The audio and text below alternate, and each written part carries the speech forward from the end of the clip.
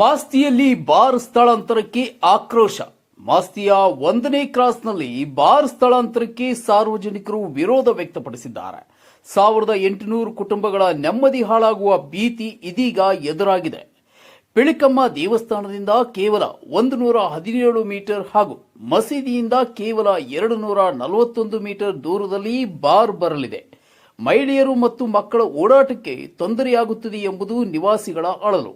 ಇನ್ನು ಅಧಿಕಾರಿಗಳು ಸ್ಥಳ ಪರಿಶೀಲನೆ ನಡೆಸಿದ್ದು ಬಾರ್ ಆರಂಭವಾದರೆ ಉಗ್ರ ಹೋರಾಟ ಮಾಡುವುದಾಗಿ ಸ್ಥಳೀಯ ಮುಖಂಡರು ಎಚ್ಚರಿಸಿದ್ದಾರೆ. ಇಲ್ಲಿ ಪಾವಿತ್ರ್ಯತೆ ಉಳಿಯುತ್ತದೆ ಅಥವಾ ಮದ್ಯದ ಅಂಗಡಿ ತೆರೆಯುತ್ತದೆ ಎಂಬುದನ್ನು ಕಾದು ನೋಡಬೇಕಿದೆ. MTV ನ್ಯೂಸ್ ಕನ್ನಡ ವರದಿ ಯಶೋಧ ಟಿ. ಆಮೇಲೆ ಬಾಲಂಕ ಟ್ರಸ್ಟ್ ಇಂದ ಬಡ ಮಕ್ಕಳಿಗೆ ಬೇಕಾದಷ್ಟು ಫೀಸ್ಗಳನ್ನು ಕಟ್ಟಿಸಿದ್ದೀನಿ. ಈ ರೀತಿ ದಾನಿಗಳು ಸುಮಾರು ಜನ ಇದ್ದಾರೆ. ನಿರಂತರವಾಗಿ ಸೇವೆಯನ್ನು ಮಾಡ್ತಾ ಇದ್ದೀವಿ. ಅದೇ ಸೇವೆಯನ್ನು ಇಲ್ಲೂ ಸಹ ಮಾಡಬೇಕು ಅನ್ನೋಂಥ ಉದ್ದೇಶದಿಂದ ನಾವು ಇಲ್ಲಿಗೆ ಬಂದಿರುವಂಥದ್ದು. ಇಲ್ಲಿ ಶಾಲೆ ಕಟ್ಟಬೇಕು, ಆಸ್ಪತ್ರೆ ಕಟ್ಟಬೇಕು, ಯೋಗ ಮಂದಿರ, ಧ್ಯಾನ ಮಂದಿರ ಕಟ್ಟಬೇಕು ಅನ್ನೋಂಥ ಸದುದ್ದೇಶದಿಂದ ನಾವು ಬಂದಿದ್ದೀವಿ. ಇದಕ್ಕೆ ಪ್ರೋತ್ಸಾಹ ಕೊಡೋದು ಬಿಟ್ಟು ಬರೀ ಏನು ಕುಡುಕರನ್ನ ಮಾಡಿ ಕುಟುಂಬಗಳನ್ನು ಬೀದಿಗೆ ತರುವಂಥ ಕೆಲಸನ ಮಾಡಬೇಡಿ. ಈಗ ಅಂಗೂರು ಕುಡಿಯುವಂಥವ್ರು ಎಲ್ಲಿ ಬೇಕಾದ್ರೂ ಕುಡಿತಾರೆ. ಸ್ವಲ್ಪ ಊರಿಂದ ಹೊರಗಡೆಗೆ ಅವರು ಸ್ಥಳಾಂತರ ಮಾಡಿಕೊಳ್ಳಿ. ಈ ಸ್ಥಳದಲ್ಲಿ ಸ್ಥಳಾಂತರ ಮಾಡೋದು ಕಡ್ಡಾಯವಾಗಿ ಕಟ್ಟುನಿಟ್ಟಾಗಿ ಬೇಡವೇ ಬೇಡ. ಎಲ್ಲರಲ್ಲೂ ಸರ್ಕಾರದಲ್ಲಿ ಜನಪ್ರತಿನಿಧಿಗಳಲ್ಲಿ ನಾನು ಮನವಿ ಮಾಡಿಕೊಳ್ತಾ ಇದ್ದೀನಿ. ಸಂಬಂಧಪಟ್ಟ ಇಲಾಖೆ ಇಷ್ಟು ಜನಗಳನ್ನ ಸೈಡಲ್ಲಿಟ್ಟು ಸಾವಿರಾರು ಜನಕ್ಕೆ ಅನಾಹುತಗಳು ತೊಂದರೆಗಳಾದರೂ ಪರವಾಗಿಲ್ಲ, ನಾವು ಬಾರೋನ್ಗೆ ಕೊಡ್ತೀವಿ, ನಮ್ಮ ಎಕ್ಸೈಸ್ ಆಕ್ಟ್ ಪ್ರಕಾರ ಇದು ಕೊಡಬಹುದು ಅಂತ ಅವ್ರು ಏನಾದರೂ ನಿರ್ಧಾರ ತಗೊಂಡ್ರೆ ಶತಾಯ ಗತಾಯ ಸಾಯೋವರೆಗೂ ಹೋರಾಟ ಮಾಡ್ತೀವಿ. ನಾವು ಯಾರೂ ಎಲ್ಲರೂ ಇಡೀ ಇದನ್ನ ನಾವು ಸುಮಾರು ಒಂದು 5,000 ಜನ ಕುತ್ಕೊಂಡು ಧರಣಿ ಮಾಡ್ತೀವಿ. ನಾವು ಸಾಯ್ತೀವ ಸದ್ರೆ ಎತ್ಕೊಂಡೋಗಿ ಅವರೇ ಮಣ್ಣು ಮಾಡ್ಬೇಕು, ಅಥವಾ ಎಲ್ಲನ ದಾನ ಕೊಟ್ಕೊಳ್ತಾರ ಕೊಟ್ಕೊಂಡ್ಬಿಡ್ಲಿ. ಅಂದ್ರೆ ನಮಗೆ ನಾವ್ ಇಷ್ಟೇ ಕೇಳ್ತಾರ, ಸ್ವಾಮಿ ಬದುಕಕ್ ಕೊಡಿ, ಸ್ವಾಮಿ ನಮ್ಮನ್ನ ಬದುಕಕ್ ಕೊಡಿ, ನೆಮ್ಮದಿಯಿಂದ ಬದುಕೋದಕ್ಕೆ ಕೊಡಿ. ಯಾರ್ಯಾರು ಯಾವ ರೀತಿನೋ ಬದುಕ್ತಾರೆ, ನಮ್ಗಂತ ಬದುಕಗಳು ಬೇಡ. ನಾವು ಒಳ್ಳೆ ಬದುಕನ್ನ ಬದುಕಬೇಕು ಅಂತ ಕೇಳ್ತಾ ಇದ್ದೀವಿ. ನಾವು ಸಾರ್ವಜನಿಕವಾಗಿ ಒಳ್ಳೆ ರೀತಿಯಿಂದ ಬದುಕಬೇಕಂತ ಇದ್ದೀವಿ. ನಮ್ಮ ಹೆಂಡತಿ ಮಕ್ಕಳು, ನಮ್ಮ ಸರೌಂಡಿಂಗ್ಸ್ ಅಲ್ಲಿರುವಂತ ಸಂಸಾರಗಳು, ತುಂಬು ಸಂಸಾರಗಳು, ಮಕ್ಕಳು, ಅವರು ಎಲ್ಲರೂ ನೆಮ್ಮದಿಯಿಂದ ಬದುಕಬೇಕಂತ ನಾವು ಬಯಸುವಂತವರಾಗಿದ್ದೀವಿ. ನಾವು ಇದನ್ನ ಕಂಪ್ಲೀಟ್ ನಿಟ್ಟಿನಲ್ಲಿ ಇಟ್ಕೊಂಡು ಒಂದು ಹಾಸ್ಪಿಟಲ್ ಮಾಡ್ಬೇಕು ಅನ್ಕೊಂಡಿದ್ದೀವಿ. ಈ ನಮ್ಮ ಊರಲ್ಲಿ ಯಾವುದೇ ತರದ ಒಂದು ಒಳ್ಳೆ ಹಾಸ್ಪಿಟಲ್ ಇಲ್ಲ. ಇಲ್ಲಿ ಏನಾದರೂ ಸ್ಕ್ಯಾನಿಂಗು ಅಥವಾ ಇನ್ನೊಂದು ಏನೋ ಒಂದು ಪರೀಕ್ಷೆ ಮಾಡಿಸ್ಬೇಕಂದ್ರೆ ಇಲ್ಲಿಂದ ಕೋಲಾರಕ್ಕೆ ಹೋಗ್ಬೇಕು, ಇಲ್ಲಾಂದ್ರೆ ಬೆಂಗಳೂರಿಗೆ ಹೋಗ್ಬೇಕು, ಇಲ್ಲಾಂದ್ರೆ ಹೊಸೂರಿಗೆ ಹೋಗ್ಬೇಕು. ಈಗ ಇಲ್ಲಿಂದ ಬೆಂಗಳೂರಿಗೆ, ಹೊಸೂರಿಗೆ, ಕೋಲಾರಕ್ಕೆ ಹೋಗ್ಬೇಕಂತಂದ್ರೆ 3,000 to 4,000 ರೂಪಾಯಿ ಬಾಡಿಗೆ ಕೊಡ್ಬೇಕು ಕಾರ್ಗೆ. ಪೇಷಂಟ್ ಬೆಳಿಗ್ಗೆಯಿಂದ ರಾತ್ರಿವರೆಗೂ ಪೇಷಂಟ್ ಅವ್ರ ಜೊತೆನಲ್ಲಿ ಇರಬೇಕು, ಅಲ್ಲಿಂದ ಬರಬೇಕು. ಇದನ್ನೆಲ್ಲ ನಾವು ಗಮನದಲ್ಲಿ ಇಟ್ಕೊಂಡು ನಮ್ಮೂರಿಗೆ ಏನಾದರೂ ಸಹಾಯ ಆಗೋ ಥರ ನಾವಿಲ್ಲಿ ಹಾಸ್ಪಿಟಲ್ ಮಾಡ್ಬೇಕಂತ ಇದ್ದೀವಿ. ಹಾಸ್ಪಿಟಲ್ ಮಾಡಿ ಜನಗಳಿಗೋಸ್ಕರ ಏನಾದರೂ ಮಾಡ್ಬೇಕಂತ ಇದ್ದೀವಿ. ನಮ್ಮ ಉದ್ದೇಶ ಈ ರೀತಿ ಇರುವಾಗ ಯಾರೋ ಇಬ್ಬರಿಗೆ ಅನುಕೂಲ ಆಗೋದಕ್ಕೆ ಒಂದು ಬಾರ್ನ ಇಲ್ಲಿ ಶಿಫ್ಟ್ ಮಾಡಿ ನಮ್ಮನ್ನ ಬೀದಿಗೆ ತಳ್ಳೋದು ಸಮಂಜಸ ಅಲ್ಲ ಅಂತ ನಾನು ಹೇಳಕ್ ಇಷ್ಟಪಡ್ತೀನಿ. ಈ 1000 ಜನನ್ನ ಎಲ್ಲೂ ಮೆನ್ಷನ್ ಮಾಡಲಿಲ್ಲ ಅವರು. ಇಷ್ಟು ಜನ ವಿರೋಧ ಮಾಡ್ತಾ ಇದ್ದಾರೆ. ಇವ್ರಿಗೆ ನಾವು ನ್ಯಾಯ ಕೊಡಿಸ್ಬೇಕು ಅಂತ ಮಹಾಜರಲ್ಲಿ ಇವ್ರ ಕಣ್ಣಾರೆ ಏನ್ ನೋಡಿದ್ದಾರೆ, ಏನ್ ನೋಡಿದ್ರು ಅದನ್ನ ಮಾತ್ರ ಬರೀಬೇಕಾಗಿತ್ತು. ಅವರು ಅದನ್ನ ಬಿಟ್ಟು ಪರ ಮತ್ತೆ ವಿರೋಧ ಅಂತ ಬರೀತಾರೆ. ಪರ ಅನ್ನೋದಕ್ಕೆ 2-3 ಸಾವಿರ ಜನ ಇಲ್ಲಿ ಸೇರಿರ್ತಾರೆ. ಅದರದ್ದು ಎಲ್ಲಾ ತರ ರೆಕಾರ್ಡಿಂಗು ನಮ್ಮ ಹತ್ರ ಇರ್ತವೆ. ವಿರೋಧವಾಗಿರುವಂತವ್ರು ನಮ್ಗೇನ್ ಬಾರ್ ಮಾಡ್ಕೊಡಿ ಅಂತ ಕೇಳಿದವರು ಕೆಲವೇ ಜನ ಅಲ್ಲಿ ಏನು ಹೇಳ್ತಾ ಇದ್ದಾರೆ, ಅವರನ್ನ ಅವರೇ ತೀರಿಸಿಕೊಂಡು ಅಲ್ಲಿ ಏನು ಅವ್ರಿಗೆ ಯಾವ ತರ ಕಟ್ಟುಬಂಧನಕ್ಕೆ ಒಳಗಾಗಿದ್ದಾರೋ ಗೊತ್ತಿಲ್ಲ. ನಮಗೆ ಅನ್ಯಾಯ ಆಗಿದೆ. ಇಲ್ಲಿಗೆ ಇಲ್ಲಿನ ಸಾರ್ವಜನಿಕರಿಗೆ, ಇಲ್ಲಿ ಲೇಔಟ್ ಮಾಡಿದಂಥವ್ರಿಗೆ, ರಾಮೇಗೌಡ ಲೇಔಟ್ನವ್ರಿಗೆ, ಜಾಮಿಯಾ ಮಸೀದಿ ಮತ್ತೆ ಮದ್ರಸಾ ಮತ್ತೆ ಮಕ್ಕಳಿಗೆ ಕಂಪ್ಲೀಟ್ ಸಾರ್ವಜನಿಕರಿಗೆ ಇದರಿಂದ ತುಂಬಾ ಅನಾಹುತಗಳು, ತುಂಬಾ ತೊಂದರೆಗಳಾಗಿರುತ್ತದೆ. ಈಗ ಪ್ರತಿಯೊಂದು ಮನೆಗೂ ಬೇಕಾದ್ರೆ ನಾವು ಹೋಗೋಣ, ಅವ್ರನ್ನ ಇಂಡಿವಿಜುವಲ್ ಆಗಿ ಕೇಳಿ, ಫ್ಯಾಮಿಲಿನ ಕೂಡಿಸ್ಕೊಂಡು ನೀವು ಏನೇನು ಅನುಭವಿಸ್ತಾ ಇದ್ದೀರಾ ಇಲ್ಲಿ ಬಾರ್ ಬಂದ್ಮೇಲೆ ಅಂತ ನೀವು ಲೈವ್ ನಿದರ್ಶನ ನೀವು ಕೇಳ್ಬೋದು. ಅವರ ಕಣ್ಣಲ್ಲಿ ಕಣ್ಣೀರು ಬರಲ್ಲ, ರಕ್ತ ಬರ್ತದೆ. ಯಾಕಂದ್ರೆ ಅಷ್ಟೊಂದು ಅನುಭವಿಸಿರ್ತಾರವರು. ಅಂದ್ರೆ ಈ ಹಿಂಸೆ, ಯಾವ್ದಾದ್ರು ಒಂದು ಹಿಂಸೆ ಇದ್ರೆ ಒಬ್ಬ ಕುಡುಕ ಮನೆಯಲ್ಲಿದ್ರೆ ಸಾಕು, ಅದಕ್ಕಿಂತ ದೊಡ್ಡ ಹಿಂಸೆ ಇನ್ನೊಂದು ಬೇಕಾಗಿರಲ್ಲ. ಅವನು ಯಾವ ರೀತಿ ಕುಟುಂಬಕ್ಕೆ ಮಾರ್ಕನೋ ಸಮಾಜಕ್ಕೂ ಅದೇ ರೀತಿ ಮಾರ್ಕ. ಆಮೇಲೆ ಈ ಕುಡಿತದಿಂದ ಸರ್ಕಾರಕ್ಕೆ ಆದಾಯ ಬರುತ್ತೆ ಅನ್ನೋದು ಒಂದು ಬಿಟ್ರೆ ಎರಡನೇದು ಇಲ್ಲಿ ಬಾರ್ ಯಾರು ಮಾಡ್ತಾರೆ ಅವ್ರಿಗೆ ಆದಾಯ ಆಗೋದು ಅಂತ ಬಿಟ್ಟರೆ, ಬಾಡಿಗೆ ಜಾಗ ಯಾರು ಕೊಟ್ಟಿರ್ತಾರೆ ಬಾಡಿಗೆಗೆ ಅವ್ರಿಗೆ ಆದಾಯ ಬಿಟ್ಟರೆ ಬೇರೆ ಯಾವೊಂದು ನರಪಿಳ್ಳೆಗೂ ಇದರಿಂದ ಸೌಲಭ್ಯಗಳಿರಲ್ಲ.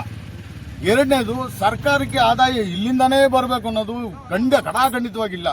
ಸಾರ್ವಜನಿಕರನ್ನ ಸಾಯಿಸಿ ಆದಾಯ ಮಾಡೋಂಥ ಯಾವ ಸರ್ಕಾರನೂ ಹೇಳಲಿಲ್ಲ, ಯಾರೂ ಹೇಳಲಿಲ್ಲ. ಯಾರು ಇದನ್ನು ಒಪ್ಕೊಳ್ಳಲ್ಲ. ಜನಗಳಿಗೋಸ್ಕರ, ಜನಗಳಿಗಾಗಿ ಅಂತ ಸಮಾಜ ಇದೆ. ಈ ಸಮಾಜ ನೀವು ಬಂದಂತ ಅಧಿಕಾರಿಗಳು ನಮಗೋಸ್ಕರ, ನೀವು ಇಷ್ಟು ಜನ ನೀವು ಏನು ಹೇಳ್ತಾರೆ ಅದನ್ನ ತೊಂದರೆಗೀಡಾದಂಥವ್ರು ಅವ್ರು ನಿಮ್ಮ ಪರವಾಗಿ ನಾವಿದ್ದೀವಿ ಅಂತ ಬಂದಿದ್ರೆ ನಾವು ತುಂಬಾ ಖುಷಿಯಾಗಿರ್ತಾ ಇದ್ವಿ.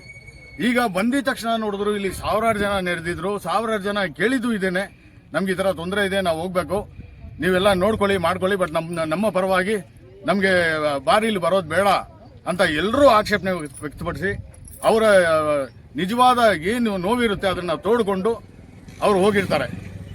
ಈಗ ಇಲ್ಲಿ ಬಂದಾಗ ಲಾಸ್ಟ್ ಅಲ್ಲಿ ಮಹಾಜನ್ ಅಂತ ಬಂದಾಗ ಮಹಾಜರ್ ಕಾಪಿಗೆ ಸೈನ್ ಮಾಡೋವಾಗ ಇವರು ಮಾಡೋಂಥ ಸ್ಟೇಟ್ಮೆಂಟೇ ಬೇರೆ ತರ ಇರ್ತದೆ. ಪರ ಎಷ್ಟು ಜನ, ಸಾವಿರಾರು ಜನ ಇದ್ರು, ವಿರೋಧ ಎಷ್ಟು ಜನ ಇದ್ರು ಅನ್ನೋದಂತನ್ನ ಇವರು ಅದನ್ನ ಪರಿಗಣಿಸಲಿಲ್ಲ. ಯಾರೋ 3-4 ಜನ ನಾವು ಇದು ಬಾರ್ ಪರವಾಗಿದ್ದೀವಿ ಅಂತ ಹೇಳಿ ಅವ್ರದ್ದು ಮಾತ್ರ ಸೈನ್ ಮಾಡ್ಕೊಂಡು ಹೋಗಿರ್ತಾರೆ. ನಾವ್ ಯಾರು ಇದಕ್ಕೆ ಸೈನ್ ಮಾಡಿರೋದಿಲ್ಲ, ನಾವ್ ಯಾರು ಇದಕ್ಕೆ ಒಪ್ಕೊಂಡಿರೋದಿಲ್ಲ. ಈಗ ಮಹಾಜರ್ ಆದ್ಮೇಲೆ ಅಧಿಕಾರಿಗಳು ಏನ್ ಹೇಳ್ತಾರೆ, ಈ ಮಹಾಜರ್ ರಿಪೋರ್ಟ್ ಮಾಡೋದು ಹಂಗೇನೆ, ಮಹಾಜರ್ ರಿಪೋರ್ಟು ಪರ ವಿರೋಧ ಅಂತ ನಾವು ಬರೀಲೇಬೇಕು ಅಂತ ಹೇಳ್ತಾರೆ. ಆ ಪರ ವಿರೋಧ ಅಂತ ಹೇಳಿದಾಗ ನಾವು ಅವ್ರಿಗೆ ಸಂಬಂಧಪಟ್ಟ ಇಲಾಖೆ ಅಧಿಕಾರಿಗಳು ನಾವು ಕೇಳ್ತೀವಿ, ಪರ ಎಷ್ಟು ಜನ ಇದ್ರು, ವಿರೋಧ ಎಷ್ಟು ಜನ ಇದ್ರು, ಅದನ್ನ ನೀವು ಅಲ್ಲಿ ಮೆನ್ಷನ್ ಮಾಡಿ. ಯಾಕಂದ್ರೆ ಅವ್ರ ಕಣ್ಣಾರೆ ನೋಡಿದ್ದಾರೆ, ಪ್ರತಿಯೊಬ್ಬರೂ ಎಷ್ಟು ಜನ ಇದ್ರು, ಎಷ್ಟು ಸಾವಿರ ಜನ ಇದ್ರು, ಅವರ ಕಷ್ಟಗಳೇನು ನೋವುಗಳೇನು ಅಂತ ಹೇಳ್ಕೊಂಡು ಹೋದ್ಮೇಲೇನು ಇವರು ಪರ ವಿರೋಧ ಅಂತ ಬೇರೆ ತರ ಅವರು ಸ್ಟೇಟ್ಮೆಂಟ್ ಮಾಡಿದಾಗ ಈ ಸ್ಟೇಟ್ಮೆಂಟ್ನ ನಾವು ಒಪ್ಕೊಳ್ಳೋಕೆ ತಯಾರಿರ್ಲಿಲ್ಲ. ಸರಿ ಸರ್, ಈಗ ಬಾರ್ ತೆರವು ಮಾಡಿಲ್ಲ ಅಂದ್ರೆ, ಇದು ಸ್ಥಳಾಂತರ ಮಾಡಿಲ್ಲ ಅಂದ್ರೆ ಮುಂದೆ ನೀವೇನು ಮಾಡ್ತೀರಿ? ಸ್ಥಳಾಂತರ ಮಾಡೋದಿಲ್ಲ ಅಂತಂದ್ರೇನ, ಅಂದ್ರೆ ಸಂಬಂಧಪಟ್ಟ ಅಧಿಕಾರಿಗಳು ನಾವು ಕೊಡೋದಿಲ್ಲ ಅಂತ ಮಾಡಿದಾಗ ನೋಡಿ, ಅಲ್ಲಿ ಬಾರ್ ಅಂಡ್ ರೆಸ್ಟೋರೆಂಟ್, ಬಾರ್ ಅನ್ನೋದು ಯಾವುದೇ ಕಾರಣಕ್ಕೂ ಬರಬಾರ್ದು. ಅವರು ರೆಸ್ಟೋರೆಂಟ್ ಮಾಡ್ಕೊಳ್ತಾರ ಮಾಡ್ಕೊಳ್ಳಿ, ಅಂಗಡಿಗಳು ಕಟ್ಟಿ ಬಾಡಿಗೆ ಕೊಟ್ಟಿರೋದಾರ ಕೊಟ್ಕೊಳ್ಳಿ. ಬಾರು ಮದ್ಯದ ಅಂಗಡಿ MRP, CL2, CL7, CL9 ಈ ವೈನ್ ಸ್ಟೋರ್ ಈ ತರ ಯಾವುದೇ ತರದ ಮದ್ಯದ ಅಂಗಡಿಗೆ ಪರ್ಮಿಷನ್ ಕೊಡಬಾರ್ದು, ಸ್ಥಳಾಂತರ ಕೊಡಬಾರ್ದು. ಈಗ ಇದರಿಂದ ಯಾವ ಸಮಾಜಕ್ಕೂ ಒಳ್ಳೇದಲ್ಲ, ಇದು ಯಾವ ಸಮಾಜಕ್ಕೂ ಒಳ್ಳೇದಲ್ಲ. ಅವನು ಬಡವ ಆಗ್ಲಿ ಬಲ್ಲಿಗ ಆಗ್ಲಿ ಯಾರನ್ನಾಗ್ಲಿ. ಈಗ ಸ್ನೇಹಮಯ ಮತ್ತೆ ಸಮಾಜಮುಖಿ ಕೆಲಸಗಳನ್ನ ಮಾಡ್ಬೇಕಂತ ಹೇಳ್ತಾರೆ ಯಾರು, ಪ್ರತಿಯೊಬ್ಬ ಅಧಿಕಾರಿಗಳು ಹೇಳುವಂತದ್ದು ಅದೇ. ಇವತ್ತು ನಡೀತಾ ಇರೋದೇನು ಸಮಾಜದಲ್ಲಿ, ಎಷ್ಟು ನೋಡ್ತಾ ಇದೀವಿ ನಾವು ಸಮಾಜದಲ್ಲಿ, ಎಷ್ಟು ಜನ ಬೀದಿಗೆ ಬಿದ್ದಿದ್ದಾರೆ ಸಮಾಜದಲ್ಲಿ, ಇದೆಲ್ಲ ನಮ್ಮ ಕಣ್ಮುಂದೆನೇ ಇದೆಯಲ್ಲ. ನಮಗಿಂತಲೂ 100ರಷ್ಟು ಅವ್ರಿಗೆ ಗೊತ್ತಿದೆಯಲ್ಲ, ಅಧಿಕಾರಿಗಳಿಗಾಗ್ಬೋದು, ಜನಪ್ರತಿನಿಧಿಗಳಿಗಾಗ್ಬೋದು, ಏನ್ ಮಾಡಬೇಕು ಏನ್ ಮಾಡಬಾರ್ದು ಅಂತ. ಈ ಹೋರಾಟದಲ್ಲಿ ಇರಬೇಕಾಗಿದ್ದಂಥವ್ರು ಯಾರು, ನಮ್ಮ ಜೊತೆಯಲ್ಲಿ ನಿಂತ್ಕೋಬೇಕಾಗಿದ್ದಂಥವ್ರು ಯಾರು? ಜನಪ್ರತಿನಿಧಿಗಳು, ನಮ್ಮ ಇವರು ನಿಂತ್ಕೋಬೇಕಾಯ್ತು. ಸಾರ್ವಜನಿಕರು ಖುದ್ದಾಗಿ ಹೊರಗಡೆ ಬಂದು ಇಷ್ಟೊಂದು ಆಕ್ರೋಶ ವ್ಯಕ್ತಪಡಿಸಿ ಬೆಳಿಗ್ಗೆಯಿಂದ ಸಾಯಂಕಾಲದವರೆಗೂ, ಇದು 5ನೇ ಮೀಟಿಂಗ್ ಇದು. ಇದಕ್ಕೆ ಮುಂಚೆ ನಾವು ಶಾಸಕರಾದಂಥ ನಮ್ಮ ಮಾನ್ಯ ನಂಜೇಗೌಡರ ಮನೆಗೆ ಹೋಗ್ತೀವಿ. ನಂಜೇಗೌಡರು ನಿಮ್ಮ ಊರಿನ ವಿಚಾರ ನೀವೇ ಮಾತಾಡಿ ಅಂತ ಹೇಳ್ತಾರೆ. ರೈಟ್, ಅವ್ರನ್ನೂ ಕರೆದು ಮಾತಾಡ್ತೀವಿ. ಅದಾದ್ಮೇಲೂ ಕೆಲವರು ಒಪ್ಕೊಳ್ಳಲ್ಲ, ಯಾಕಂದ್ರೆ ಅವ್ರ ಆದಾಯ ಹೋಗುತ್ತೆ. ಆಮೇಲೆ ಇನ್ನೊಂದೇನಂತಂದ್ರೆ ಅವ್ರ ಆದಾಯದಲ್ಲಿ ಬೇರೆ ಬೇರೆ ತರ ನಡೀತಾ ಇರ್ತದೆ. ಸಾರ್ವಜನಿಕರಾಗಿ ನಾವು ಆ ರೀತಿ ನಡ್ಕೊಳಕ್ಕಾಗಲ್ಲ. ನಮ್ಮ ತಂದಲ್ಲಿ ನಾವು ಇರಬೇಕಾಗುತ್ತೆ, ನಮ್ದಾದಂಥ ಕಟ್ಟುಬದ್ಧಗಳು ಇರ್ತದೆ. ಆ ಇದರಲ್ಲಿ ಆ ಸರೌಂಡಿಂಗ್ಸ್ ಅಲ್ಲೇ ನಾವು ಇರಬೇಕಾಗುತ್ತೆ. ಬೇರೆ ಮಹಾತ್ಮ ಗಾಂಧೀಜಿಯವರು ಸ್ವತಂತ್ರಕ್ಕೆ ಒಂದು ವ್ಯಾಖ್ಯಾನ ಕೊಟ್ಟಿದ್ದಾರೆ. ಏನು, ಮಹಿಳೆ ಅರ್ಧರಾತ್ರಿಯಲ್ಲಿ ಸ್ವತಂತ್ರವಾಗಿ ನಿರ್ಭೀತಿಯಿಂದ ಯಾವಾಗ ಓಡಾಡ್ತಾಳೋ ಆಗ ನಮ್ಮ ದೇಶಕ್ಕೆ ಸ್ವತಂತ್ರ ಬಂದಿದೆ ಅಂತ ಮಹಾತ್ಮ ಗಾಂಧೀಜಿಯವರು ಹೇಳಿದ್ರು. ಅದು ನಮ್ಮ ಪ್ರಜಾಪ್ರಭುತ್ವದ ಬಹಳ ದೊಡ್ಡ ಆಶಯ. ಅದು ಪ್ರಜಾಪ್ರಭುತ್ವದ ಅಡಿಯಲ್ಲಿ ಡಾಕ್ಟರ್ ಬಾಬಾ ಸಾಹೇಬ್ ಅಂಬೇಡ್ಕರ್ ಬರೆದಿರುವಂಥ ಸಂವಿಧಾನದಲ್ಲಿ ಬದುಕುವ ಹಕ್ಕಿದೆ, ಮೂಲಭೂತ ಹಕ್ಕು. ಆ ಬದುಕುವ ಹಕ್ಕಿಗೆ ಇವತ್ತು ಚ್ಯುತಿ ಬರ್ತಾ ಇದೆ. ಶಾಂತಿ ನೆಮ್ಮದಿಯ ಬದುಕನ್ನು ಕಟ್ಕೊಳ್ಳೋದಕ್ಕೆ ಪ್ರತಿಯೊಬ್ಬರಿಗೂ ಅಧಿಕಾರ ಮತ್ತು ಹಕ್ಕಿರುತ್ತೆ. ಅದಕ್ಕೆ ಪೂರಕವಾಗಿ ಜನಪ್ರತಿನಿಧಿಗಳು ಮತ್ತು ಸರ್ಕಾರ ಇದಕ್ಕೆ ಅವರು ಅನುವು ಮಾಡಿಕೊಡ್ಬೇಕು.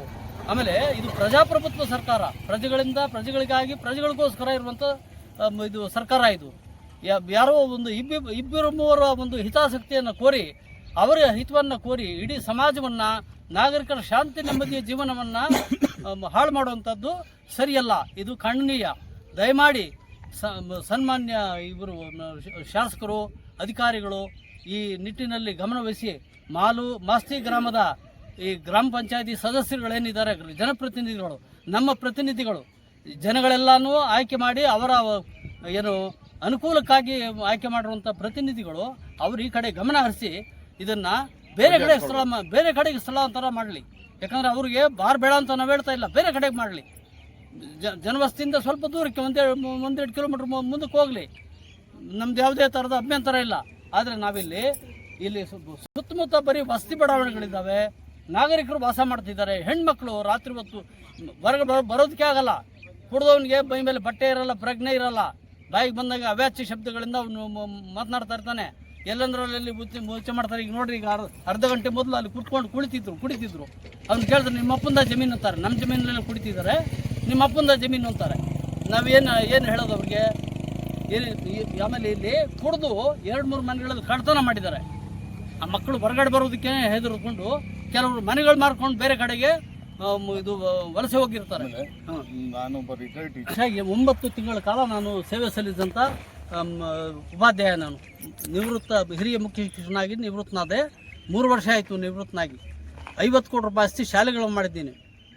ತೀರಾ ಬಡವರ್ಗದ ಮಕ್ಕಳೇ ಸರ್ಕಾರಿ ಶಾಲೆಗಳಿಗೆ ಬರುವಂಥದ್ದು. ಅನಾಥ ಮಕ್ಕಳು, ಭಿಕ್ಷುಕರ ಮಕ್ಕಳು, ಕರ್ಮಚಾರಿಗಳ ಮಕ್ಕಳು, ಬಡ ಮಕ್ಕಳೇ ಶಾಲೆ ಸರ್ಕಾರಿ ಅವರಿಗೆ ಎಲ್ಲ ಥರದ ಮೂಲಭೂತ ಸೌಕರ್ಯಗಳನ್ನ ಕಲ್ಪಿಸಿ, ಆಮೇಲೆ ಆ ಮಕ್ಕಳ ಮನೆಗಳಲ್ಲಿ ತಾಯಿ ತಂದೆಗಳಿಗೆ ಈ ಮದ್ಯವ್ಯಸನ ಇದ್ದು ಆ ಕುಟುಂಬಗಳೇ ಹಾಳಾಗೋಗಿ ಕೊನೆಗೆ ಆ ಮಕ್ಕಳ ಖರ್ಚು ವೆಚ್ಚಗಳನ್ನೆಲ್ಲ ನಾನೇ ಭರಿಸಿ ನಮ್ಮ ಸ್ನೇಹಿತರ ಮುಖಾಂತರ, ಗುಂಪಿನ ಮುಖಾಂತರ, ದಾನಿಗಳ ಮುಖಾಂತರ ಅವನ್ನ IAS IPS ಮತ್ತು ಮೆಡಿಕಲ್ಲು, ಇಂಜಿನಿಯರಿಂಗು ಈ ಥರ ಪ್ರತಿ ವರ್ಷ 50-60 ಮಕ್ಕಳನ್ನ ವ್ಯಾಸಂಗವನ್ನು ಮಾಡಿಸ್ತಾ ಇದ್ದೀವಿ.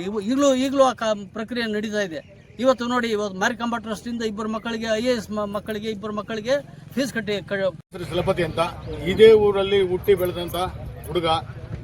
ನಾವು ಇಲ್ಲಿ ಹೊಸದಾಗಿ ಒಂದು ಹೊಸ ಬಡಾವಣೆಯನ್ನು ನಿರ್ಮಾಣ ಮಾಡಿ ನಾವೆಲ್ಲರೂ ಮನೆಯವರು ಮನೆ ಕಟ್ಕೊಂಡು ಎಲ್ಲರೂ ಒಂದು ಹಾಸ್ಪಿಟಲ್ ಕಟ್ಟಿ, ಒಂದು ಸ್ಕೂಲ್ ಕಟ್ಟಿ ನಾವು ಬೆಳಿಬೇಕಂತ ನಾವು ಆಸೆ ಪಡ್ತಾ ಇದ್ವಿ. ಅದಾದಮೇಲೆ ಇಲ್ಲಿ ಪಕ್ಕದಲ್ಲೇ ರಾಮೇಗೌಡ ಲೇಔಟ್ ಅವರು ಇದ್ದಾರೆ. ಇಲ್ಲಿ ಸಾವಿರಾರು ಕುಟುಂಬಗಳು ನೆಲೆಸಿರ್ತಾರೆ. ಸಾವಿರಾರು ಕುಟುಂಬಗಳು ಬೀದಿಗೆ ಬಂದಿರ್ತಾರೆ. ಯಾವ ಮಟ್ಟಕ್ಕೆ ಅಂದರೆ ಅವ್ರಿಗೆ ಕಣ್ಣಲ್ಲಿ ರಕ್ತ ಬರುತ್ತೆ. ಒಬ್ಬೊಬ್ರದ್ದು ಹಿಸ್ಟ್ರಿ ಕೇಳ್ತಾ ಇದ್ರೆ ಈ ಪ್ರತಿಯೊಬ್ಬರಿಗೂ ಕಣ್ಣಲ್ಲಿ ನೀರು ಬರುತ್ತೆ.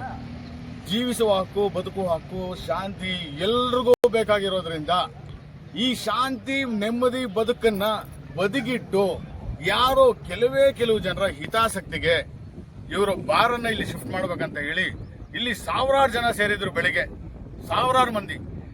ಆ ಜನ ಎಲ್ಲಾನು ಇವತ್ತು ಶುಕ್ರವಾರ ಆಗಿರೋದ್ರಿಂದ ಮತ್ತೆ ಒಂದು ಮುಸ್ಲಿಂ ಅಲ್ಲಿ ಒಬ್ಬರು ಯಾರೋ ತೀರ್ಕೊಂಡಿದ್ರಿಂದ ಆ ಸಾವಿರಾರು ಜನ ಹೋಗಿರ್ತಾರೆ. ಇಲ್ಲಿ ನಮ್ಗೇನು ಬೆಂಬಲಿಗೆ ಬಂದಿದ್ರು, ಇಲ್ಲಿ ಬೇಡ ಅಂತ, ಬಾರ್ ಬೇಡ ಅಂತ. ಅದಾದ್ಮೇಲೆ ಇವತ್ತು ಶುಕ್ರವಾರ ನಮಾಜ್ ಟೈಮ್. ಅವ್ರು ಏನ್ ಬೇಕಾದ್ರೂ ಬಿಡ್ತಾರೆ, ನಮಾಜ್ ಅನ್ನೋದನ್ನ ಬಿಡಲ್ಲ. ಈಗ ಅವ್ರ ಪದ್ಧತಿನ ಅವರು ಮುಂದುವರಿಸಲಿ ಅಂತ ನಮ್ಗೆ ಯಾವುದೇ ತರದ ಇರೋದಿಲ್ಲ. ಈಗ ಇಲ್ಲಿ ಏನಂತಂದ್ರೆ ಇವರು ಮಾಡಿರುವಂತ ಸ್ಟೇಟ್ಮೆಂಟ್, ಯಾರು ಸಂಬಂಧಪಟ್ಟಂತ ಮಾಧ್ಯಮರು ಏನ್ ಮಾಡಿದ್ರು ಅಧಿಕಾರಿಗಳು, ಅವರು ನಮ್ಮ ಪರವಾಗಿ, ಸಾರ್ವಜನಿಕರ ಪರವಾಗಿ ಎಲ್ಲೂ ಕಾಣಿಸಲಿಲ್ಲ.